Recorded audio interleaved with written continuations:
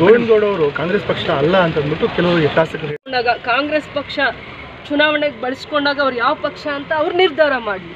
ಯಾರು ಬಡವರು ಅವ್ರ ಹತ್ರ ಸಹಾಯ ತಗೊಳಕ್ ಹೋಗಿರ್ತಾರೆ ಕಷ್ಟ ಅಂತ ಅಂದ್ಬಿಟ್ಟು ಅವ್ರು ನಿರ್ಧಾರ ಮಾಡಲಿ. ಜನನಾಯಕರಿಗೆ ಪಕ್ಷ ಬೇಕಾಗಿಲ್ಲ ರೀ, ಜನನಾಯಕರಷ್ಟೇ ಅವರು ಇಸ್ಕೊಂಡಿದ್ದು. ಅವ್ರು ಸೇವೆ ಮಾಡ್ಕೊಂಡು ಬೆಳೆದು ಬಂದಿರೋದು. ಒಬ್ಬ ರಾಜಕಾರಣಿ ಮಗಳಾಗಿ ನಾನು ಸೋಲು ತಿಂದ ಮೇಲೆ ಜನಗಳ ಸೇವೆ ಮಾಡಿಕೊಂಡೇ ನಾನು ಮುಂದೆ ಬಂದಿದ್ದು. ಅವ್ರ ನೆರಳಿದೆ, ಅವ್ರ ಆಶೀರ್ವಾದ ಇದೆ. ಅವ್ರ ಆಶೀರ್ವಾದದಿಂದ ಮುಂದೆ ಬಂದಿರೋಳು ನಾನು.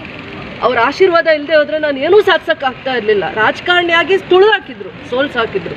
ಅದಾದಮೇಲೆ ನನಗೆ ಭವಿಷ್ಯ ಸಿಕ್ಕಿದ್ದು, ಬೆಳೆದಿದ್ದು. ನಾನು ಅದನ್ನು ದೇವ್ಗುಲ ಅಂತ ನೋಡಿದಾಗ 100 ತಪ್ಪಾಗಲಿ ಒಂದು ದೇವಸ್ಥಾನ ಸರಿ ಮಾಡಬೇಕೇ ಬಿಟ್ಟರೆ ದೇವಸ್ಥಾನ ಕೆಡುವುದಲ್ಲ ರೀ, ಕೆಡುವುದಲ್ಲ. ಇವತ್ತು ನಾನು ಅಧಿಕಾರದಲ್ಲಿ ಇರ್ತೀನಿ, ನಾಳೆ ಹೊರಟೋಗ್ತೀನಿ. ಆದರೆ ನಾನು ಕಟ್ಟೋ ಸಂಸ್ಥೆ ಯಾವತ್ತೂ ಶಾಶ್ವತವಾಗಿ ನನ್ನ ಜನರನ್ನ ಕಾಯಬೇಕು, ಆ ಸಿದ್ಧಾಂತದಲ್ಲೇ ಇರ್ತೀನಿ. ನಾನು ಯಾರ ಬಗ್ಗೆ ಏನೂ ಹೇಳಿಕೆ ಹೇಳಲ್ಲ, ನನಗೆ ಇಷ್ಟ ಇಲ್ಲ ರೀ. ನನ್ನ ಜಿಲ್ಲೆನ ಎಲ್ಲೂ ಅವಮಾನ ಮಾಡಲ್ಲ, ನನ್ನ ಜಿಲ್ಲೆ ಎಲ್ಲೂ ತಲೆ ಬಗ್ಗಿಸಿ ನಿಲ್ಬಾರ್ದು.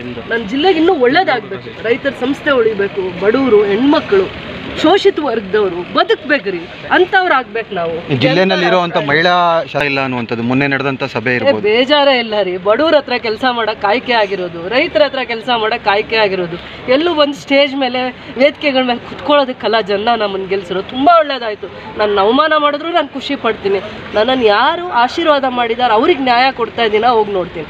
ಯಾವ ವೇದಿಕೆನೂ ಬೇಕಾಗಿಲ್ಲಪ್ಪ, ಯಾವ ಸ್ಟೇಜ್ಗೋಸ್ಕರನೂ ನಾನು ಫೈಟ್ ಮಾಡೋಣ. ಗೋವಿಂದಗೌಡ ಅವರು ಕಾಂಗ್ರೆಸ್ ಪಕ್ಷ ಅಲ್ಲ ಅಂತ ಅಂದ್ಬಿಟ್ಟು ಕೆಲವರು ಶಾಸಕರು ಕಾಂಗ್ರೆಸ್ ಪಕ್ಷ ಚುನಾವಣೆಗೆ ಬಳಸ್ಕೊಂಡಾಗ ಅವ್ರು ಯಾವ ಪಕ್ಷ ಅಂತ ಅವ್ರು ನಿರ್ಧಾರ ಮಾಡಲಿ. ಯಾರು ಬಡವರು ಅವ್ರ ಹತ್ರ ಸಹಾಯ ತಗೊಳಕ್ ಹೋಗಿರ್ತಾರೆ ಕಷ್ಟ ಅಂತ ಅಂದ್ಬಿಟ್ಟು ಅವ್ರು ನಿರ್ಧಾರ ಮಾಡಲಿ.